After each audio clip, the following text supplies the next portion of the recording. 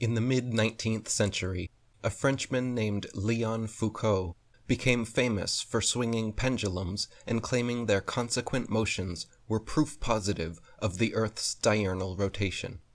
Since then, so-called Foucault pendulums have regularly been swinging at museums and exposition halls worldwide, purporting to provide everlasting perpetual proof of the heliocentric spinning ball Earth theory. The truth is, however, unbeknownst to most of the duped public, that Foucault's pendulum was a failed experiment, which proved nothing but how easy it is for pseudoscience to deceive the malleable masses. To begin with, Foucault's pendulums do not uniformly swing in any one direction. Sometimes they rotate clockwise, and sometimes counterclockwise, while other times they fail to rotate, or they rotate far too much.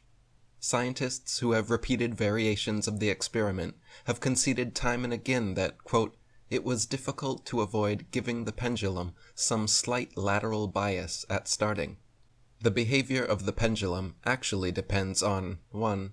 The initial force beginning its swing, and 2. The ball and socket joint used, which most readily facilitates circular motion over any other. In fact, the majority of Foucault's pendulums in operation today are not even based on this design, and are instead electrically powered and fully adjustable. The supposed rotation of the Earth is completely inconsequential and irrelevant to the pendulum's swing.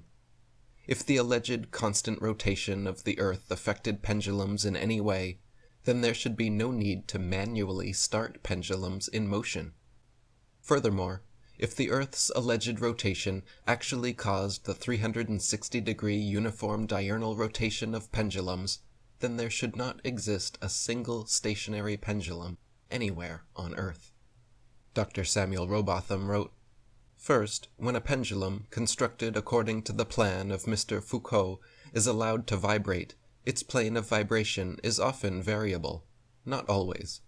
The variation, when it does occur, is not uniform, is not always the same in the same place, nor always the same either in its rate or velocity, or in its direction. It cannot therefore be taken as evidence, for that which is inconsistent cannot be used in favor of or against any given proposition. It therefore is not evidence, and proves nothing.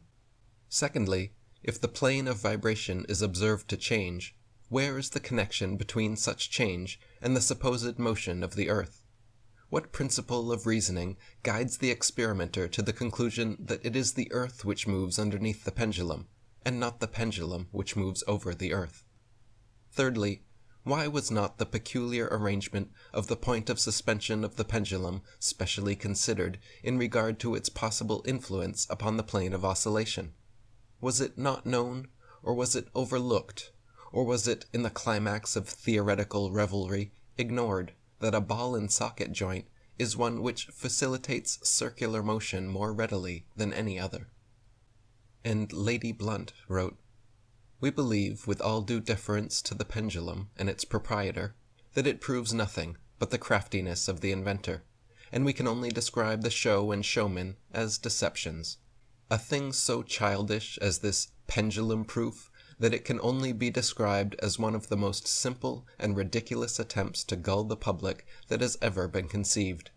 It has been said that the pendulum experiment proves the rotation of the Earth, but this is quite impossible, for one pendulum turns one way, and sometimes another pendulum turns in the opposite direction. Now, we ask, does the Earth rotate in opposite directions at different places at one and the same time? We should like to know. Perhaps the experimenters will kindly enlighten us on this point. If the Earth had the terrible motions attributed to it, there would be some sensible effects of such motions, but we neither feel the motion, see it, nor hear it, and how people can stand watching the pendulum vibrate and think they are seeing a proof of the motions of the Earth almost passes comprehension. They are, however, brought up to believe it, and it is thought to be scientific to believe what the astronomers teach."